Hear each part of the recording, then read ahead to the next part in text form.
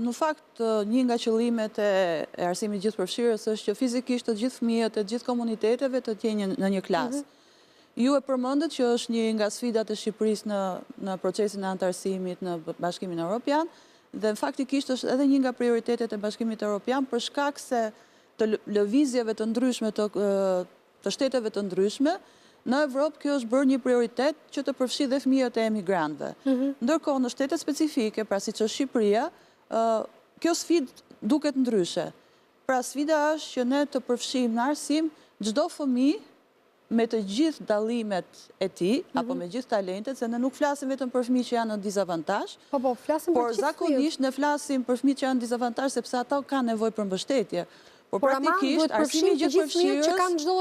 arsimi gjithëpërfshirës duhet të ketë parasysh çdo cilësi dhe çdo talent apo çdo specifik që çdo fëmijë ka në klasë. Që dhe kurrikula apo mënyra se si qasja që ka arsimi ndaj çdo fëmije të jetë i personalizuar. Ne kuptojmë që kjo kërkon një reformë të thellë, nëse ne flasim që çdo fëmijë të adresohet specifikisht për nevojat, talentin apo qëllimet dhe objektivat që ka në jetë. Kush mund ta bëjë më së miri këtë gjë që të identifikojë pikërisht talentet, veçoritë, karakteristikat, leximin e një fëmije, ashtu siç ai vjen. Po sigurisht. Me botën e tij të pastër, të natyrshme, me ëndra, me dëshira. Sigurisht që ne bijem dakord nga eksperjenca personale, po edhe nga studimi që janë dy hallka mjaft të rëndësishme të cilat ndihmojnë në identifikimin dhe mbështetjen e çdo fëmije, pra që është familja dhe shkolla. Pra në shkollë rri fëmia më shumë, më gjatë, për te ambientit të shtëpisë. Po shtëpia apo familja nuk e ka gjithmonë le themi profesionalizmin apo aftësinë për të zbuluar që çfarë gjëje të veçantë ka fëmia.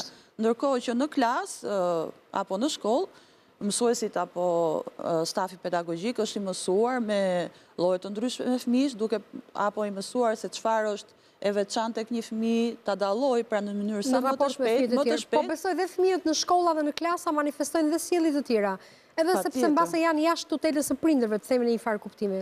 Po patjetër, edhe sigurisht edhe në klasë gjen tjetër mbështetje, tjetër ambient ku mund të zhvillosh apo të kërkosh, të jesh kurioz për të kërkuar apo për të mësuar diçka që është për te familjes. Për te familjes. Ndërkohë që neve jemi ndërkohë edhe në një situatë të cilën nuk mund të anashkalojmë, që është digitalizimi apo është inovacioni dhe ndikimi që ky ka në zhvillimin e fëmijëve. E kuptoj. Ndërkohë që disa fëmijë janë më tepër të avantazhuar në raport. Disa të tjerë mbesin vrapa nga ky. Kanë vështirësi në raport me digitalizimin dhe njohjen e botës teknologjike në favor të arsimit dhe rritjes së tyre edukuese dhe më pas profesionale.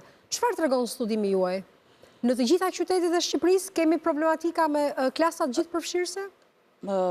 Studimi ynë në radh parë, ajo që mund të them që është e përgjithshme, është që nuk shikojmë që i është treguar ndonjë vëmendje këtij elementi të arsimit në mënyrë strategjike apo në mënyrë politike të përgjithshme. E kuptoj. Janë marrë disa masa her pas here apo pilotime të vogla, por që nuk kanë pasur ndikim të përgjithshëm në arsim. Çfarë duhet të them me këtë? E para është përmbajtja arsimore apo kurrikula, nuk e merr parasysh